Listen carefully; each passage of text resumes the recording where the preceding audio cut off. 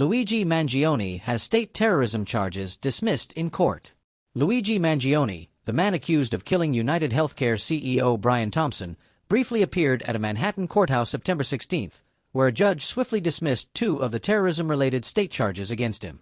Mangione, 27, faced nearly a dozen charges in New York State Court after being accused of shooting Thompson, 50, outside a Midtown Manhattan hotel on December 4, 2024.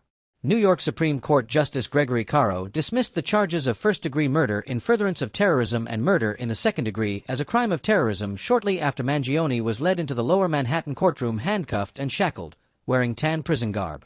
Mangione remains charged with second-degree murder.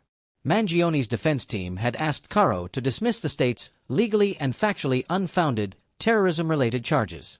Prosecutors argued in court filings that Mangione's writings and methodic planning of the attack justified the terrorism charges.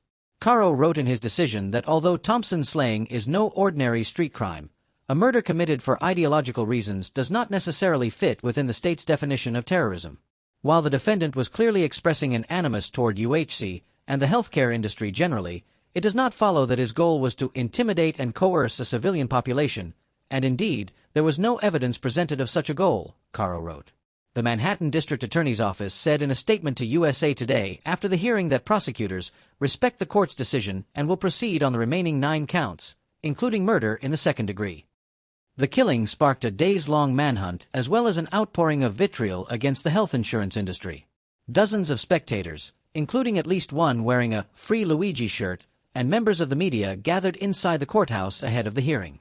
Mangione, who faces additional charges in Pennsylvania and in federal court, pleaded not guilty to the New York State charges in December. Judge denies defense requests. Caro scheduled Mangione's next hearings for December 1, days before he is expected to appear in federal court. Authorities had said the state case is expected to go to trial before the federal case, but Mangione's defense team argued in a court filing in June that doing so would violate his rights. U.S. District Judge Margaret Garnett has said Mangione's federal trial will not start until 2026. Caro denied the defense's request to temporarily halt the state proceedings. This court is not persuaded that proceeding to trial in the state case first will cause the defendant severe prejudice, and the defendant's claim that any state trial testimony will prejudice his federal trial is merely speculative, Caro wrote. Mangione's lawyers also argued the entire indictment should be dismissed because concurrent state and federal prosecutions violate the Double Jeopardy Clause, which prohibits prosecution for 2 offenses based upon the same crime. Caro rejected that argument. Caro also ordered hearings to address other requests made by the defense. Mangione's attorneys have asked the judge to prevent the prosecution from using statements made and evidence found at the time of Mangione's arrest.